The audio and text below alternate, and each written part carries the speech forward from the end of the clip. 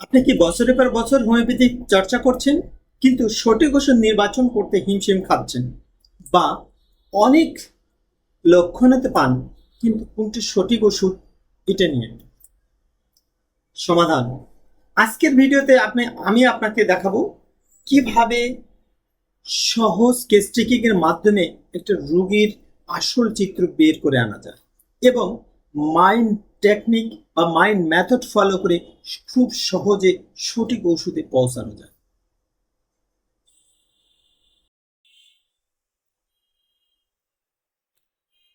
Case taking এর গোপন রহস্য, গোপন সূত্র, রোগীর শারীরিক ও মানসিক কষ্টের কথা ও জীবনযাত্রাকে তাকে বলতে দিন, বেশি করে এই বিষয়টাকে গুরুত্ব দিন, রোগীকে কথা বলতে দিন, তার কথাকে আচার ভঙ্গি অঙ্গভঙ্গিকে বাধা দিবেন না, তাকে পর্যবেক্ষণ করুন। মাইন্ড মেথড সহজ ব্যাখ্যাটা হলো এটি রোগীর এই রোগীর জীবন্ত রুব্রিক্স হিসাবে দেখা হয়। উদাহরণস্বরূপ একটা রোগী খুব দ্রুত কথা বলছে, খুব অস্থির প্রকৃতির, এটাও কিন্তু একটা রুব্রিক্সের কথা। আবার দেখা যায় কোনো রোগী খুব আস্তে আস্তে কথা বলছে, শুধু কষ্টের কথাগুলো আপনার কাছে প্রকাশ করছে, এটাও কিন্তু রুব্রিক্স। এই মানসিক অবস্থাগুলোকে বা পরিবর্তনগুলোকে রেপার্টরির সঙ্গে মিল রেখে সঠিকভাবে যে ওষুধ নির্বাচন করার সিস্টেমটাকে মাইন্ড টেকনিক বা মাইন্ড সিস্টেম বলা। এবার আসা যাক, আপনাদেরকে একটা সহজ বাস্তব কেস আপনাদের সামনে একটু উপস্থাপন করলে বিষয়টাকে আপনারা বুঝতে পারবেন। উদাহরণস্বরূপ আমি আমার একটা কেস আপনাদের সঙ্গে আলোচনা করি। এক পেশেন্ট দীর্ঘ 9-10 বছর তার বিবাহিত জীবন, এখন সে একটা বেবি চায়, কিন্তু কোনো ক্রমেই তার বেবি রিসিভ করছে না, কনসেপ্ট করছে না।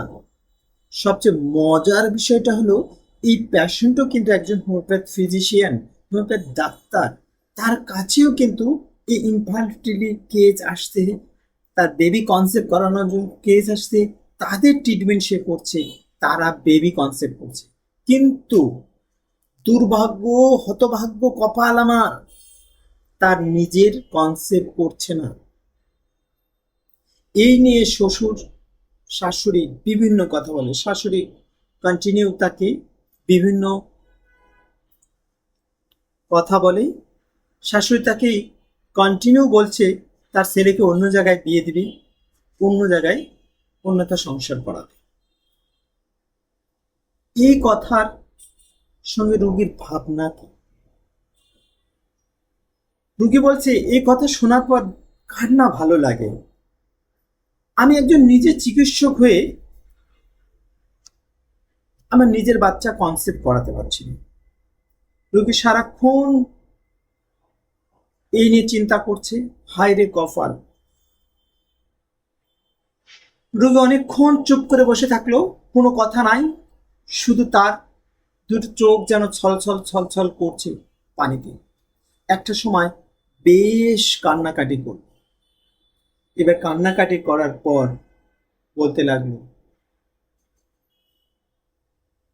ভগবান আমাকে শাস্তি দিচ্ছে, কারণ ভগবান আমাকে সন্তান দিয়েছিল, সেই সন্তানটাকে আমি নিয়েই নাই।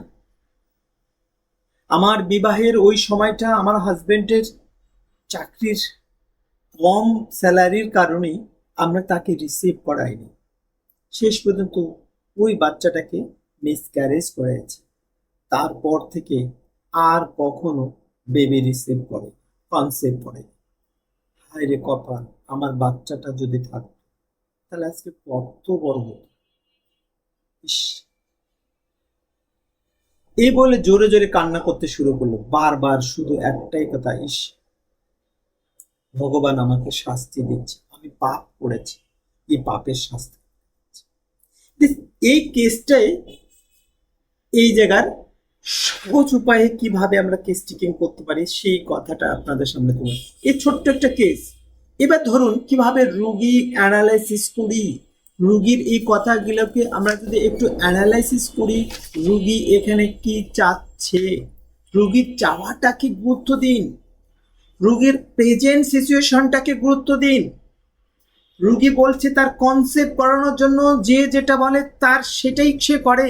এখন সে দিশাহারা হয়ে গেছে, সারাক্ষণ শুধু ভাবে, ভগবানের কাছে চাচ্ছে, তার ভুলের জন্য ক্ষমা চাচ্ছে, বারবার বলছে ভগবান আমাকে শাস্তি দিচ্ছি। সে পাপ করেছে, কান্না করছে এর কর্মের জন্য। এই হলো তার কেস অ্যানালাইসিস।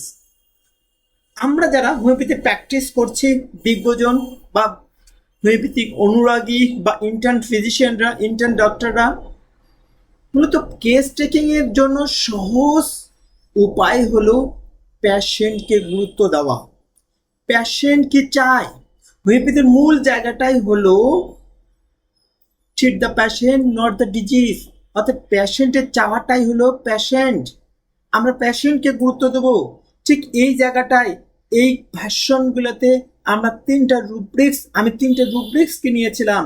আমরা রুগী তার কনসেপ্ট করানোর জন্য যে যার পাশে দৌড়ে যাচ্ছে, ছুটে যাচ্ছে, যেখানে যাচ্ছে গেলেই মনে হয় কনসেপ্ট করবে, ওর কাছে যে যেটা বলছে সেটাই করছে।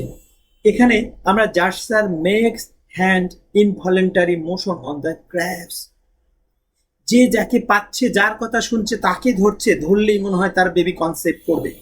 আর বারবার বলছে সে পাপ করেছে, ভগবান তাকে শাস্তি দিচ্ছে।